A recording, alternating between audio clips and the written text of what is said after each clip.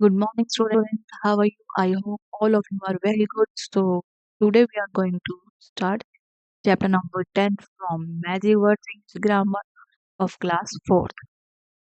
So, chapter name is Subject Verb Agreement. In this chapter, we read about rules for subject verb agreement. Let's start. Match the first part of the sentence in column within their ending. My sister sings really well. We ride the horse every day. My sister sings well. We ride the horse every day. He's writing a storybook. We ate a big piece of cake. Rahul will win. Rahul will win this game.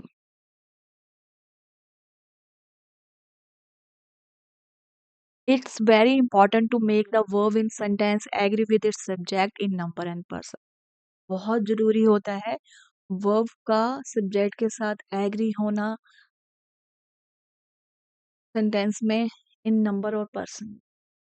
If the subject in sentence is singular, अगर sentence में subject जो singular है तो verb भी singular होना चाहिए. अगर subject sentence में प्लूरल है तो वर्ब भी प्लूरल होना चाहिए. तो इसके लिए हमें पहले हम चार्ट समझते हैं. सब्जेक्ट अगर आई है तो वर्ब भी,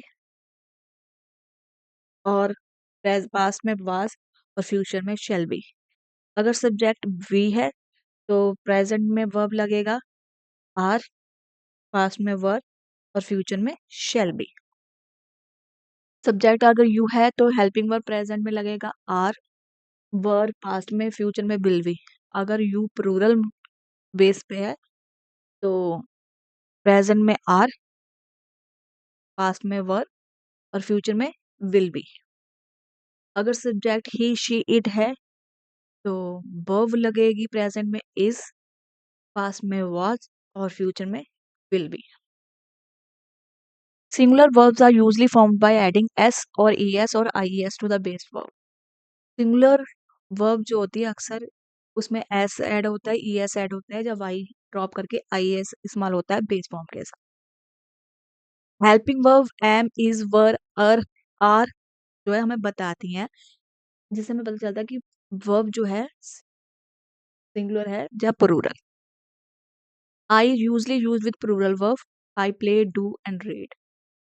आई बेशक फर्स्ट पर्सन है बट हम उसका इस्तेमाल प्लूरल वर्ब के साथ ही करते हैं. You is always use with plural verb even when it refers to one person. You जो है अगर वन पर्सन के लिए भी रेफर हो रही है बट हम उसके साथ प्लूरल वर्ब का ही इस्तेमाल करते हैं. वी हमेशा प्लूरल वर्ब रहता है. ही शी इट के साथ हम सिंगुलर वर्ब का इस्तेमाल करते हैं. दे के साथ हमेशा हम प्लूरल वर्ब का ही इस्तेमाल करते हैं. Rules for subject verb agreement. तो थोड़ा सा हम रूल्स देखते हैं सब्जेक्ट वर्ब एग्रीमेंट में क्या है. When the subject is two or more nouns or pronoun connected by and use a plural verb.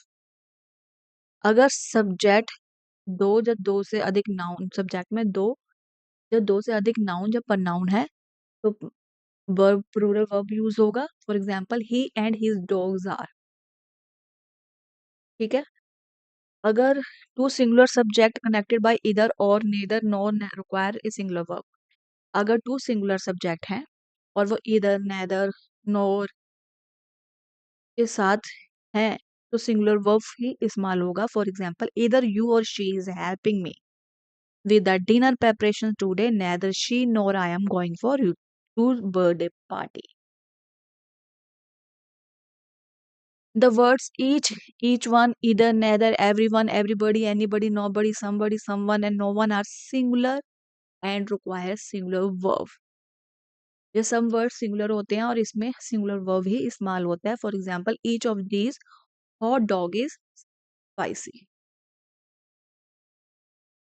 Everybody knows Mr. Gupta. Either is correct. When a singular subject is connected by or nor, either or nor to a plural subject, but the plural subject last or use a plural verb.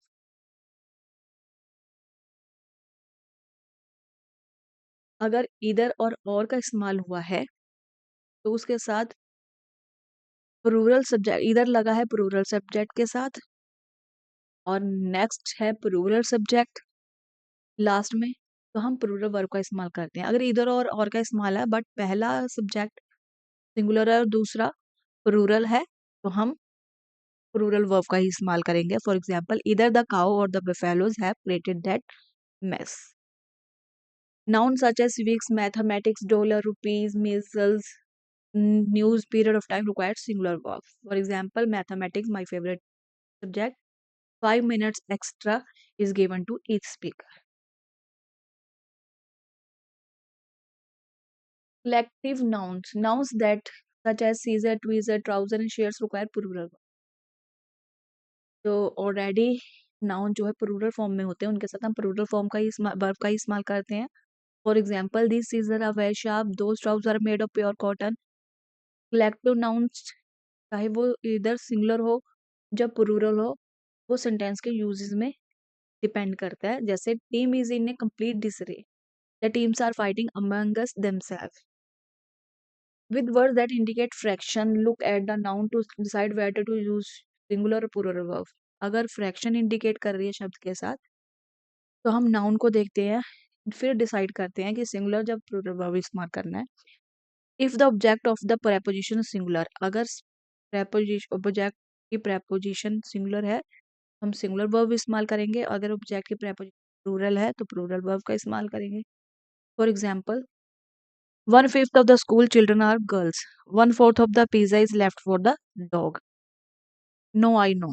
The subject and the verb must agree or match their numbers. It means when the subject is singular, the verb must also be singular. And when the subject is plural, the verb must reflect that it's plural. This is the basic rule of verbs.